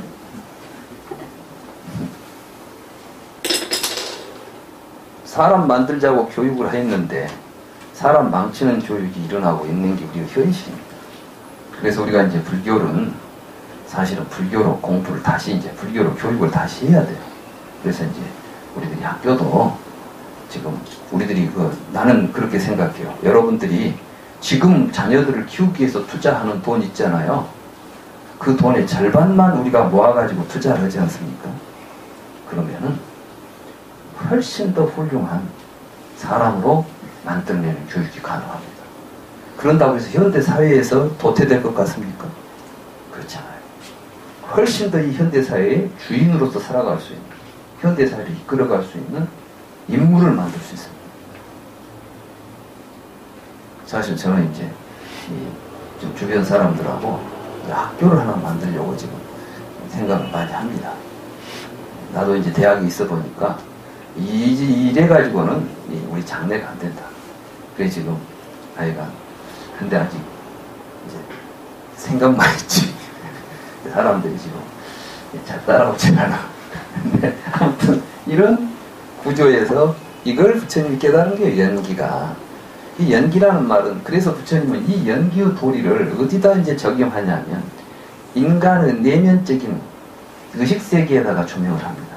그래서 인간이 살아가는 의식의 구조들이 연기적 구조를 가지고 있는데 사람들은 그걸 못 보는 거예요. 여러분들은 내가 이성과 감정과 의지와 의식을 내 몸속에 가지고 살고 있다고 생각하죠. 내 감정 내가 있죠. 내 생각 내가 가지고 있잖아요. 부처님은 잘 봐. 그게 네 것인가? 이게 말하는 거예요. 그때가 그것이 너도 아니고 네 것도 아니야. 이것이 바로 무아와 무아소입니다. 근데 부처님께서 무아와 무아소를 이야기하니까 불교는 무아설이다. 그러니까 뭐 내가 없다. 내가 없으면 못 주자는 거예요. 그러니까 부처님 제자 가운데 어떤 사람이 그랬다니까. 아, 부처님 이야기는 내가 없다는 것이구나. 내가 없으니까 어떻게 되는 거예요. 아무렇게나 살아도 되는 거야. 이제. 막행막식을 해도 되겠구만. 책임질 나도 없고 나 자체가 없는데 나에게 주어진 거고 어떻게 산다고 해서 뭐가 문제 되겠습니까? 그래서 이제 공돌이를 잘못 알면 우리 이제 불교계에서도 뭐 이제 해탈을 경지하면 막힘이 없고 무예행을 한다고 해가지고 막 수행자들이 막 술 먹고 뭐 고기 먹고 해도 막 아무 상관없다는 게 아니야. 이건 이제 아직 덜 된 놈들이나 하는 것이지. 다 수행이 맞춰진 사람들은 이제 걸림이 없으니까 뭐든지. 부처님이 그러니까 막 걸림이 없는 대자지하신 부처님이 막 막행막식 하던가요? 전혀 아니잖아. 이건 지금 이 무아에 대한 의미를 전혀 이제 모르기 때문에 이런 일이 벌어지는 겁니다. 그래서 이 프라디티아 쌈뜨바다, 빠디짜 쌈바다라고 하는 이 진리는 부처님이 이제 그렇게 그 모든 문제들을 해결하는 우리들의 새로운 시각을 열어주는 이런 진리를 깨달은 겁니다. 이러한 깨달음을 토대로 해서 우리들의 의식을 비추어 보니까 이게 바로 이러한 사실은 무지로부터 모든 문제가 발생한다는 겁니다. 이게 이제 무명을 연하여 행이 있고, 자, 무명을 연하여 행이 있다는 것은 뭐냐면 이런 걸 모르고 살아가니까, 그러니까 식이 나온다. 식이라는 게 뭐냐면은 지금 여러분들의 의식세계는 전부 무지로부터 비롯된 삶으로 형성된 의식들이다 이 말씀입니다. 그 무명으로부터 비롯된 의식으로 된 삶은 어떤 구조를 지니냐 하면 밖에 있는 모든 사물을 이름과 형태로 구분해서 분별하고 있어요.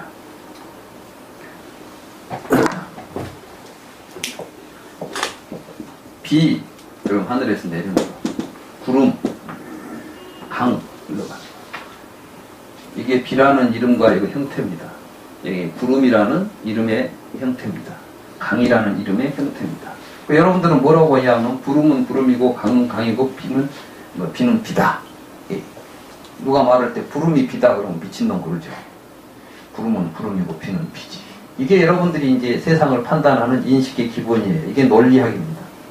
불교는 논리학으로 해결하는 것이 아니에요. 논리학이 문제가 있다는 걸 이야기하는 게 불교입니다. 이게 명색입니다.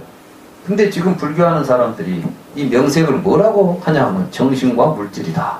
이렇게 해석을 합니다. 명색을. 우리가 여기 정신과 물질이에요? 부처님이 정신과 물질이라는 표현을 한 적이 없습니다.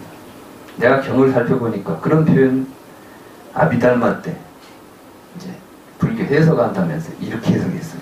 이런 해석을 가지고 지금 남방 상자부 불교나 이런 데서 불교 교리를 이해하고 수행을 합니다. 그러니까 아무리 앉아있는 폼은 똑같아도 속에서 생각하는 것은 전혀 다른 생각을 하는 거예요.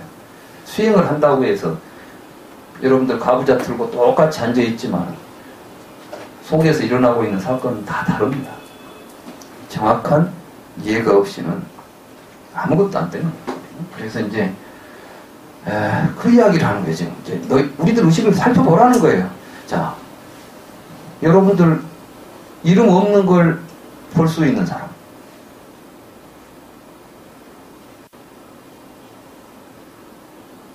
지금까지 몰랐죠?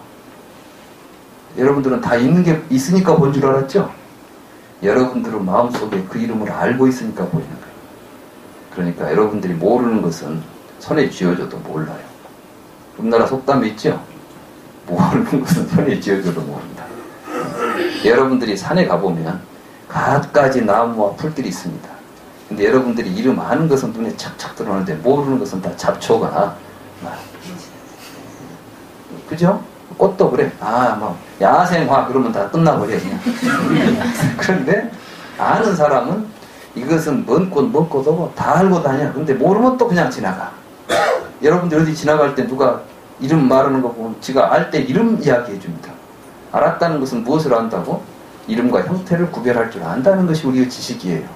그러한 우리들은 그것이 여러분들에게 나타나는 세계입니다. 그걸 통해서 여러분들은 눈으로 보고 유깁이라고 그러죠? 명색을 전하여 유깁이. 그때 여러분들은 그놈을 보는 놈을 볼 때 나라고 보고 바깥에 있는 대상은 그놈이라고 봅니다. 이런 걸 보고 유깁이라고 말하는 거예요. 이 유깁은 난이비설신이라고 표현됐다고 해서 여러분들 얼굴에 붙어있는 눈이나 귀나 코가 아닙니다. 그러니까 반야심경에서 무안이비설신이 한 것은 무명이 사라진 자리에서는 저러한 유깁의 인식구조가 사라진다 이 이야기를 하는 것인데 그걸 갖다 번역하면서 눈도 없고 귀도 없고 코도 없고 이래버리면 이제 이때부터는 반야심경이 희귀망측한 경이 되는 거예요.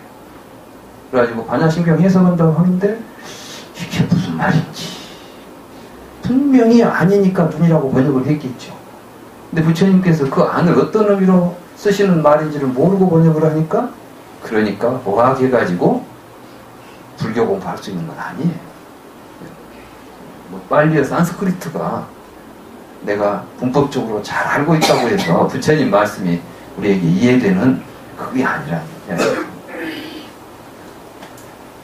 한번 이제 봅시다. 그 과정을. 그러면은 연기, 12연기 여러분들이 지금까지 배웠던 개념적인 것 말고 이제 이게 수행하는 사람들은 그걸 자기의 마음속에서 일어날 때 계속 관찰하고 봐가는 거예요. 자, 그러면 내가 어떤 개념을 가지고 보니까 쉽게 말해서 여기에 지금 다이아몬드가 있습니다. 그죠? 다이아몬드가 뭘로 있냐면 이름과 형태를 가지고 있습니다. 여러분들에게는 다이아몬드가 여러분들 의식 속에는 다이아몬드는 굉장히 가치 있고 좋은 거라고 알고 있죠. 근데 실제로 다이아몬드를 유리로 된 거하고 구별할 줄 아는 분 계세요? 모조 다이아몬드하고 진짜 다이아몬드를 감정하실 수 있냐고요.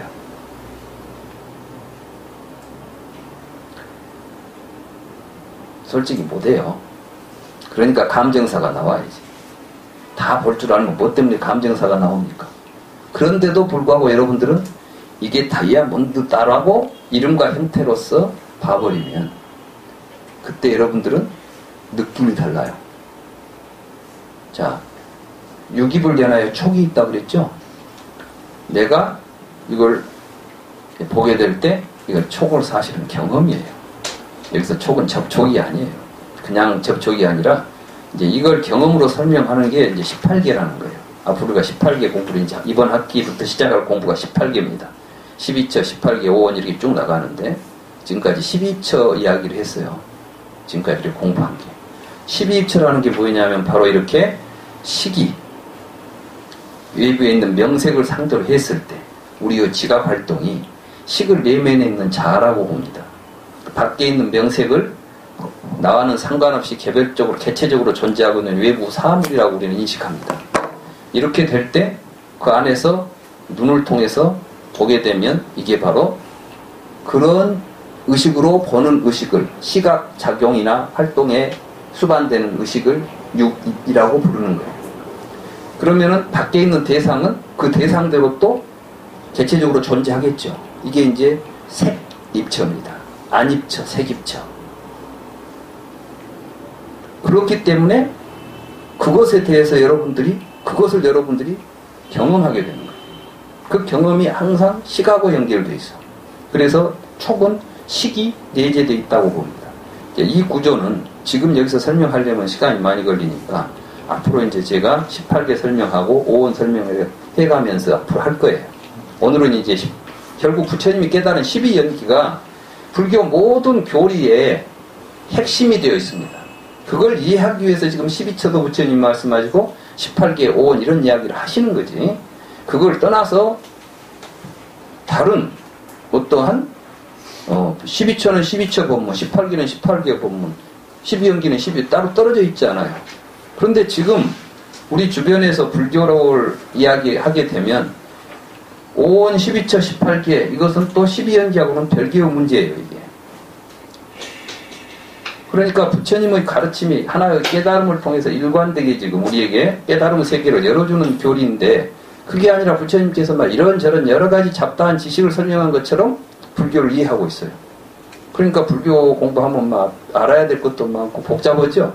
하나도 복잡 아니에요. 여러분들은 마음을 제대로 볼 수 있으면 불교 공부는 끝이에요. 그걸 해주려고 하는 거예요. 그리고 여러분들의 마음의 구조들이 어리석은 마음을 가지고 있을 때 작동하는 구조가 12연기입니다. 유전문이에요. 그걸 깨달게, 그걸 변화시키는 구조가 8정도입니다. 그 8정도 실천을 통해서 이것이 변하게 되면은 여러분들은 문명이 사라져서 행이 멸하고 식이 멸해서 노사가 멸한 열반을 스스로 체득하게 되는 구조가 불교의 사성제입니다. 부처님은 이걸 가르친 거예요. 그래서 나는 항상 사성제를 가르친다. 또 부처님의 모든 설법은 사성제 속에 들어있다. 이런 표현들이 불경에 나오는 것입니다. 그래서 오늘은 이제 12연기를 부처님이 깨달은 연기법에 대한 이야기니까 전체적으로 이제 지금 개괄해서 이야기하자면 한번 쓱 스쳐가는 거예요. 여러분들은 경험을 통해서 여러분들은 뭐가 일어나냐면 느낌이 일어납니다. 여러분들은 느낌은 외부에 그놈이 있기 때문에 여러분들은 느낀다고 생각합니다. 여러분들은 어떻게 생각하냐면 저놈이 좋은 놈이니까 내가 보니까 좋다는 생각이 일어나고 저놈이 맛있는 것이니까 내가 맛있다고 생각하고 저것이 나한테 좋은 그거 자체가 가치를 가지고 있기 때문에 내가 그 가치를 느낀다고 생각하죠. 여러분들은 기분이 좋을 때는 밖에 나를 기분을 좋게 해준 놈이 있기 때문이라고 생각하잖아요. 근데 이것은 실제로 그 상태를 여러분들은 뭘 기분 좋게 느끼는가? 경험이 여러분들에게 기분 좋게 느끼기도 하고 나쁘게 느끼기도 한다는 거예요. 그 자체가 아니라. 촉을연화의 수가 일어난다는 말은 그런 의미입니다. 그렇지만 접촉을 잘못 해석하니까 밖으로부터 접촉이 일어나니까 수가 일어나는 것처럼 기계적으로 이야기를 하려고 해요. 그런 이야기를 하는 게 아닙니다. 연기에서는. 예를 들면 자라보고 놀란 놈이 소뚜껑 보고 놀란다는 이야기 있죠. 갑자기 여러분들이 소뚜껑을 봤는데 깜짝 놀랐어요. 이게 뭐냐면 수지요. 수. 놀라운 느낌이 일어났잖아요. 지금. 맞죠? 그 사람은 왜 지금 소뚜껑을 보자 놀랐을까요? 아마 자라한테 물렸을 거야. 자라를 만지다가 물려가지고 자라한테 혼났어요. 그러니까 자라는 저렇게 생긴 것은 무섭다. 이게 이제 식속에 경험을 통해서 식속에 있는 게 그걸 다시 한번 만나니까 어떤 일이 벌어져요. 또 물리겠구나. 이런 생각이 오니까 놀라는 겁니다. 근데 만약에 자라고기를 맛있게 먹어본 사람, 다시 말해서 용봉탕에 들어있는 자라를 맛있게 먹었어요. 이 사람이 소뚜껑을 딱 보면은 놀래겠어요? 입맛이 다시겠어요? 응? 뭐 용봉탕 잘 먹는 놈은 소뚜껑 보고도 침 흘린다. 이런 이야기가 되겠지. 그죠? 사실입니까? 거짓입니까? 사실이에요. 그러면 우리들 감정이라는 것이 밖에 있는 소뚜껑이 우리에게 감정을 일으킵니까? 우리들의 경험이 무엇인가를 꼭 감정을 일으키도록 해줍니까? 지금 부처님 이야기는 이론으로 따지는 이야기가 아니라 사실이냐 아니냐를 계속해서 우리들이 스스로 삶을 통해서 자기 내면에서 일어나는 것을 관찰하도록 하고, 그러니까 여기에는 서로 맞냐 틀리냐라고 이론적으로 논리적으로 따질 의미가 있어요 없어요? 해보면 아는 거죠. 그러니까 여기서는 더 이상 이 논리학이 필요 없는 겁니다. 불교는. 불교를 공부하는데 막 논리학적으로 뭘 하는데 불교 논리를 뭐 이야기하는데 사실은 그건 이제 불교 논리라는 것 자체가 아비자나띠를 하기 위해서 산자나띠를 파괴시키는 논리지 이 자체가 그 어떤 것을 입증하는 논리는 불교에 있을 수 없어요. 부처님 자신이 논리학은 불교의 진리를 결정하는 역할을 하지 않는다. 그럼 뭡니까? 그러니까 실제로 자기가 실행해서 체험하는 것이다. 이렇게 말씀하신 거예요. 부처님이. 그러니까 불교는 결국 스스로 체험해야 되는 거예요. 어떤 분들이 이제 여기 우리가 이렇게 이제 공부하니까 동영상을 계속 올렸어요. 그러니까 거기 가서 이 교수 동영상 보면 알면 되지. 뭐 여기까지 나갈 게 있냐. 이렇게 생각하시는 분도 있을 것 같아. 근데 내 이야기만 들어가지고 되는 게 아니에요. 그리고 이제 이것은 같이 또 실제 수행을 통해서 또 이제 그 수행하는 방법들이 이제 부처님께서 구차제정이라고 이야기했지만 구차제정을 밟아가는 가장 원초적인 방식이 사띠입니다. 사념처라는 거 있죠? 이 사념처를 통해서 불교는 수행하게 됩니다. 사념처가 뭐냐? 신수, 신법인데 그게 뭐냐면 우리 자신이에요. 자기 자신에 대한 관찰입니다.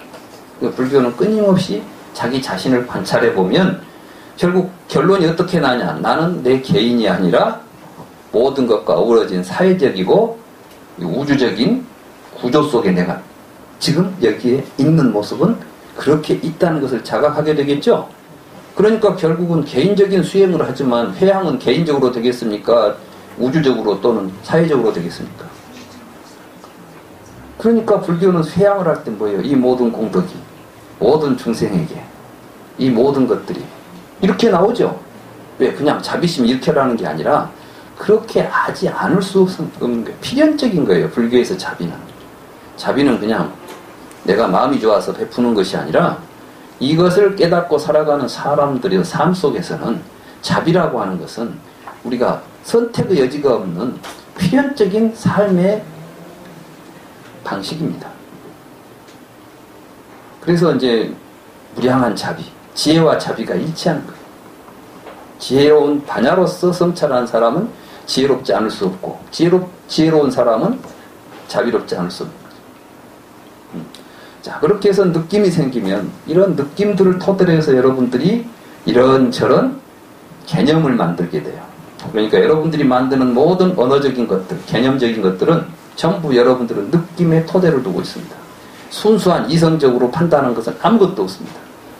책상은 책을 놓고 보는 욕구를 충족해 주니까 책상입니다. 방석은 여러분들이 깔고 앉으려고 했으니까 방석입니다. 방석 그 자체가 그 안에 무슨 방석의 존재 의미가 그 자체가 있겠습니까? 서양철학에서는 모든 존재들이 그 자체로서 이데아를 가지고 있다 할지 본질을 가지고 있다 할지 그게 개인주의를 만들어낸 잘못된 철학입니다. 사실은 앞으로 이제 서양철학은 이제 다 이제 지워져야 됩니다. 이미 서양에서 이미 그 철학이 문제가 있다는 것을 알고 버리기 시작했어요. 우리는 지금 쓰레기 갖다 놓고 학교에서 가르치고 있는 거죠.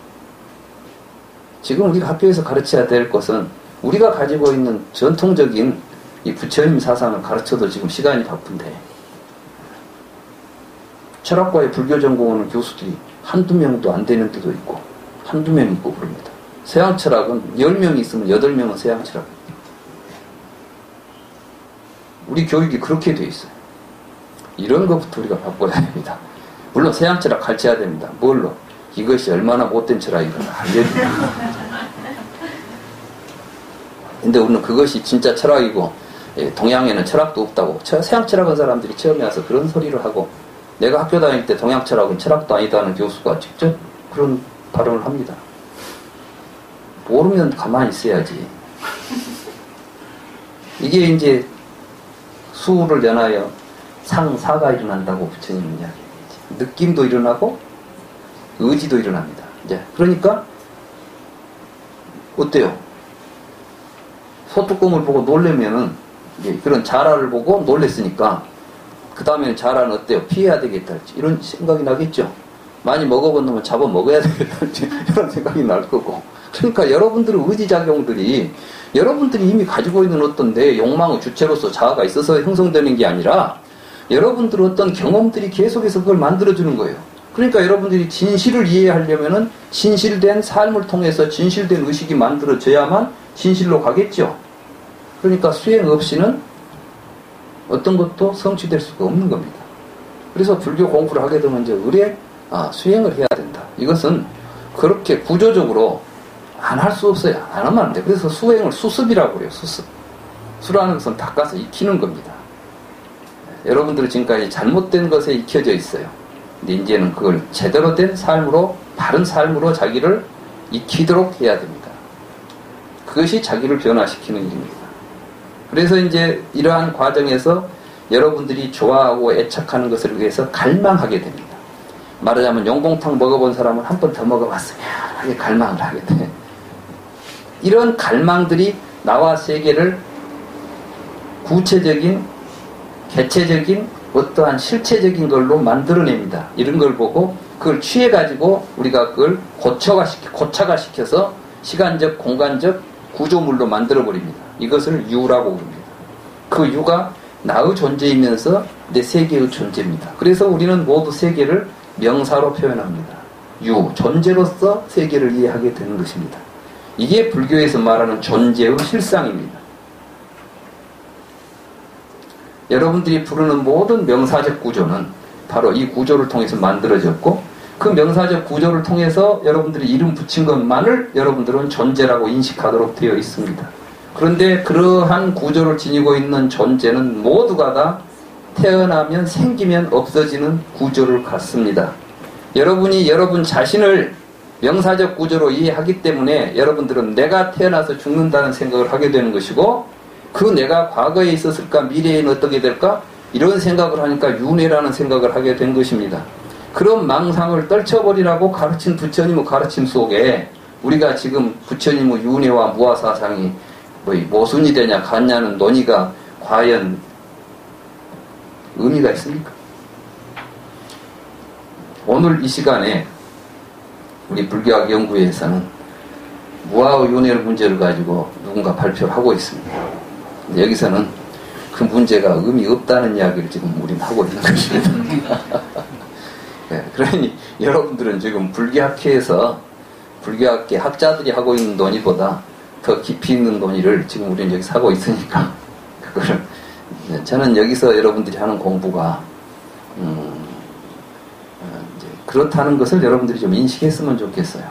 지금 우리가 여기 같이 하는 공부가 어디에서나 지금 하고 있는 또 어디에서나 하는 공부인데 여기서 한번 해보자 이런 공부가 아니라는 것입니다. 내가 만약에 어디서나 하는 이야기를 나도 하려고 했다면 나는 시작도 안 했습니다. 내가 여기 오기 위해서는 얼마나 많은 시간을 보낸 줄 아십니까? 광주에서 여기 와가지고 나 굉장히 바쁩니다. 난 지금 이제 니까야 번역을 끝내고 이제 마지막 니까야 번역을 끝냈습니다. 그래서 거기에 해제를 쓰는데 너무너무 할 말이 많아가지고 나는 집에서 아침에 일어나면 눈 뜨면 책상에 앉아가지고 나는 한 이제 4시 전후에서 이제 보통 일어나게 됩니다. 그러면 나는 이제 그때부터 출근하기 전까지는 책상에 앉아서 오로지 이제 번역하고 또 해제 쓰고 나름대로 이제 지금 그 일을 하고 있습니다. 그 바쁜 시간에 내가 또 연기로 보니까 나만 사는 게 아니라서 이제 이런 걸 우리 같이 해야 된다는 생각 때문에 여기 와서 이렇게 이제 여러분들과 만나고 있습니다. 다른 사람도 할 수 있는 일 같으면 내가 왜 그분들한테 맡기지? 여기까지 내가 와야 되겠습니까? 근데 너무나 안타까운 게 우리 불교가 이렇게 이해되지 않는다는 것입니다. 아마 여기에는 그동안 오랫동안 불교를 공부하신 분도 계실 겁니다. 그런 분들은 오늘 이런 이야기를 처음 들었을 겁니다. 아마 불교가 이런 것인가. 네. 오늘 여러분들과 함께 만난 것이 너무 이제 기쁘고 또 우리들에게는 소중한 인연이라고 생각이 됩니다. 그래서 앞으로 이제 이렇게 왜 생로병사의 구조가 이렇게 일어날 수밖에 없는 것인가 이런 걸 철저하게 이해해야 됩니다. 불교는 첫째는 이해해야 됩니다. 부처님은 이렇게 말씀하셨습니다. 나의 진리는 첫째는 믿을 만한 사람으로부터 들어야 된다. 여러분들이 나를 못 믿겠으면 오지 마세요. 왜냐하면 못 믿을 사람한테 들은 이야기는 의미가 없습니다. 내 이야기가 그럴듯하다. 저 사람은 믿을만하다. 신뢰가 가면은 제 이야기에 귀를 기울이십시오. 그리고 제가 한 이야기에 대해서 깊이 생각하십시오. 무조건 믿지 마십시오. 부처님은 내 말도 믿지 마라 그랬습니다. 너희들이 스스로 생각하고 체득해서 확인할 일이지 무조건 믿으면 안 된다. 불교는 의심이 없으면 공부가 안 됩니다. 지금 제가 한 이야기도 여러분들이 집에 가서 곰곰 생각해 보세요. 이 교수 뭐라 하던데 참말인가? 깊이 생각해 보고 여러분들이 맞다고 생각하면 그때는 확신을 가지십시오. 되겠구나. 그리고 확신이 생겼으면 실행을 하십시오. 이게 이제 수행입니다. 그걸 끊임없이 하십시오. 이게 정증입니다. 그러면 부처님은 그때 체험이 온다고 그랬습니다. 직접 자기가 경험하게 된다는 겁니다. 그때 부처님은 내 진리는 이때 인식이 된다 그랬습니다. 여러분들은 인식을 개념으로 하려고 합니다. 개념으로 되는 인식은 전부 망상입니다. 직접 여러분들이 해보니까 몸으로 와서 이 말이 이 말씀이었구나. 이것은 누구하고도 다툴 이야기가 아닙니다. 간 사람들은 똑같이 이야기합니다. 이것을 보고 사마디티라고 합니다. 정견. 그래서 바르다는 이야기. 부처님은 이런 정견에 의거해서 다시 이제 더 실천하는 길. 이게 팔정도라고 말씀하신 겁니다. 이것이 바로 우리를 모든 갈등과 모순과 대립으로부터 종식시키고 행복한 삶, 평화로운 삶을 만들 것이다. 이게 부처님의 가르침입니다. 이렇게 이제 저는 이러한 공부들을 같이 하는 사람들을 모으고 싶습니다. 또 그런 사람들과 같이 이런 부처님의 가르침을 실천하고 실행하고 싶습니다. 그래서 그러한 세상을 만들고 싶습니다. 거기에 같이 동참하기를 저는 기대하고 이렇게 이 자리에 있습니다. 그런 시간이 되기를 기대합니다. 오늘 제 강의는 여기서 마치겠습니다.